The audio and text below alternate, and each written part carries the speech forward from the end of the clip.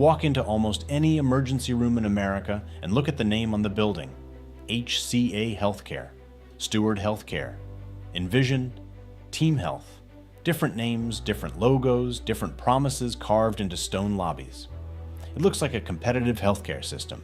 Hundreds of hospital chains fighting for patients, for quality, for trust.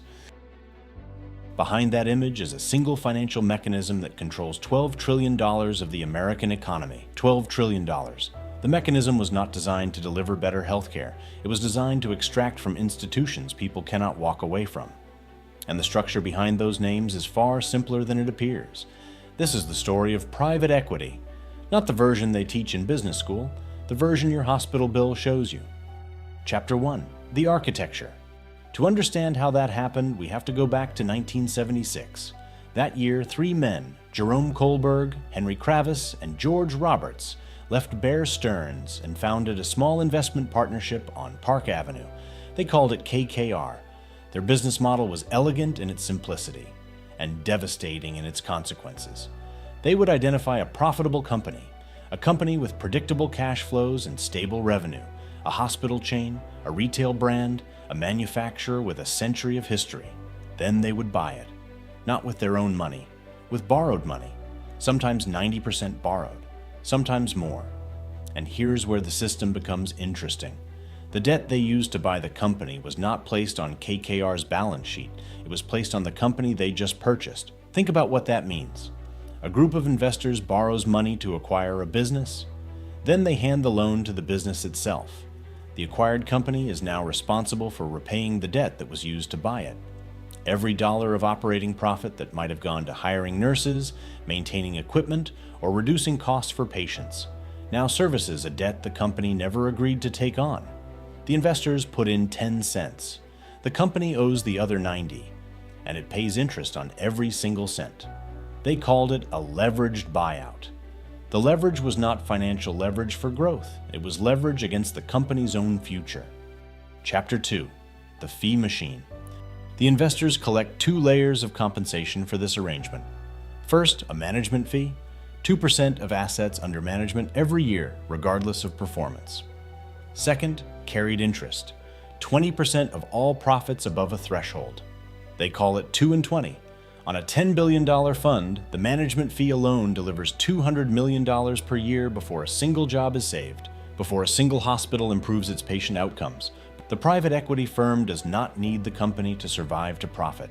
The standard fee structure is called 2 and 20, 2% of all assets under management charged annually, regardless of performance, 20% of all profits upon exit.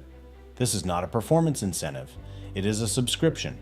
A firm managing $10 billion collects $200 million per year in management fees before a single investment performs, before a single job is saved, before a single hospital improves its patient outcomes, before a single nursing home hires another aide.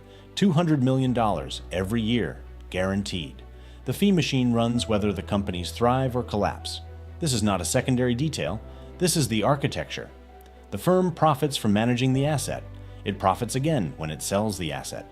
It does not profit from whether the asset's employees still have jobs, or whether the patients in the hospital it owns receive adequate care. Those outcomes are external to the incentive structure, and incentive structures determine behavior with a precision that stated intentions never can.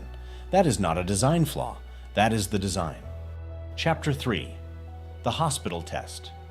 In 2024, the National Bureau of Economic Research published a study that tracked patient outcomes at hospitals acquired by private equity firms. What they found should have been front-page news. It wasn't. After a private equity acquisition, hospitals cut nursing staff. They reduced available beds. They closed unprofitable departments, obstetrics, pediatrics, mental health. Hospital-acquired infection rates rose. The hospitals were less safe than before the acquisition. Patients got sicker. Not because the doctors were worse, not because the equipment was outdated, because the financial structure of the hospital had been optimized for a single variable, the internal rate of return over a 3 to 7 year hold period. Every nurse they did not hire, every bed they did not staff, every infection that resulted from reduced staffing. Every single one of those decisions was not a failure of the system.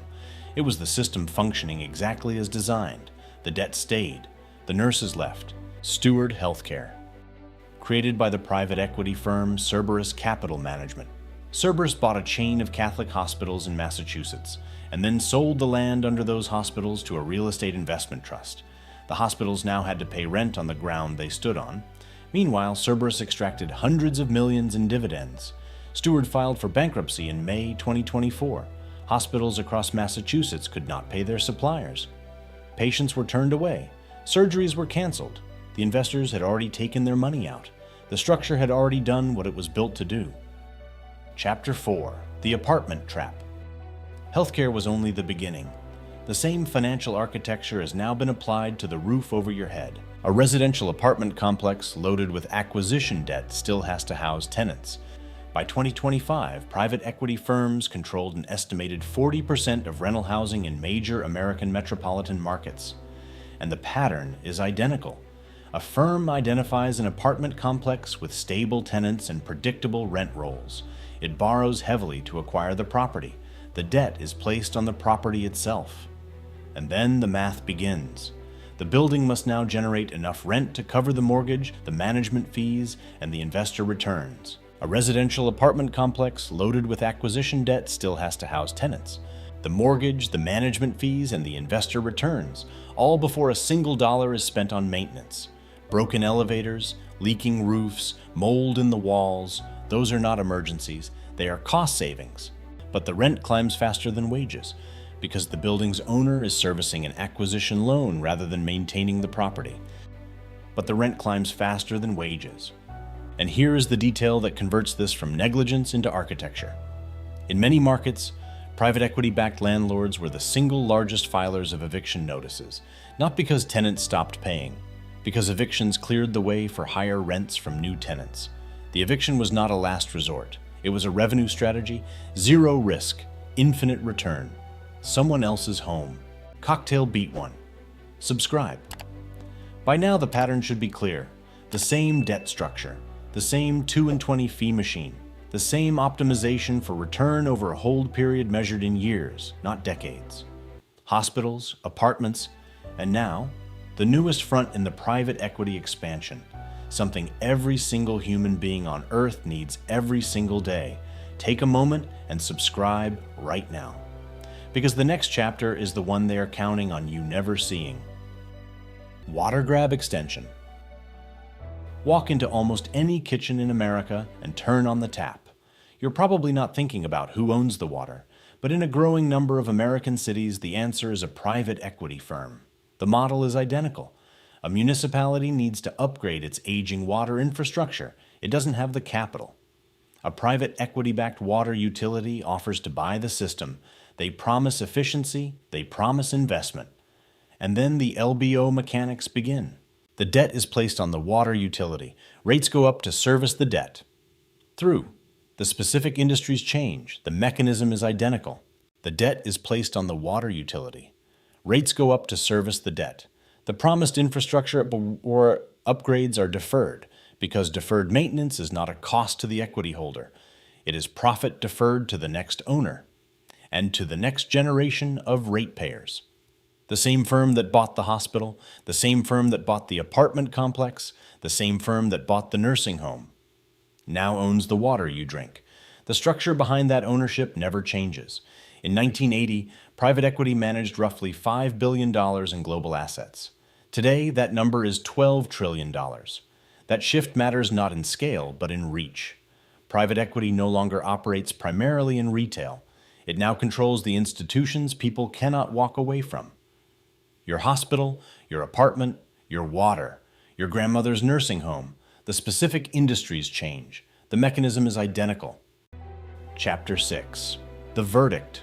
And that difference between what the system promised and what it delivered cost an entire generation control over the institutions they depend on to survive. Private equity does not optimize for brands. It does not optimize for patient outcomes or housing affordability or water quality. It optimizes for a single variable, the internal rate of return over the hold period. Everything else, every layoff, every infection, every eviction, Every water rate increase, every deferred maintenance decision is a downstream consequence of that one optimization target. When the financial reward for extracting from an institution exceeds the reward for building it, extraction is the rational choice every time. Because design matters, function matters, and when a financial structure can extract more than it builds, even a 12 trillion machine cannot save itself. Not because the people making that choice are uniquely corrupt, because the system rewards extraction and penalizes the patience that building requires. The debt placed on those hospitals, those apartment buildings, those water utilities was not placed on a balance sheet. It was placed on a generation. Cocktail beat 2. Comment. You have just seen a system where a 3 to 7 year hold period replaced a 100-year institution, not through competition, but through a debt structure that rewards extraction over building. Hospitals became debt vehicles. Apartments became eviction machines. Water became a subscription. My question to you, which of these three sectors, healthcare, housing, or water, represents the most dangerous application of this model, and why? Drop your answer in the comments. I read them. If you want to see how the same logic infected a completely different industry, where the lock is not a debt covenant, but the food on your plate, and 4 companies control the global food supply, watch Food Monopoly, the 4 companies that own your grocery aisle. Next, it is linked on screen right now. If you enjoy uncovering the hidden stories behind everyday industries, like and subscribe for more documentaries like this. We're building a library of investigations into who really controls the systems we depend on, from your power tools to your appliances to the food on your table. Because design matters, function matters, and when a financial structure can extract more than it builds, even a 12 trillion machine cannot save itself.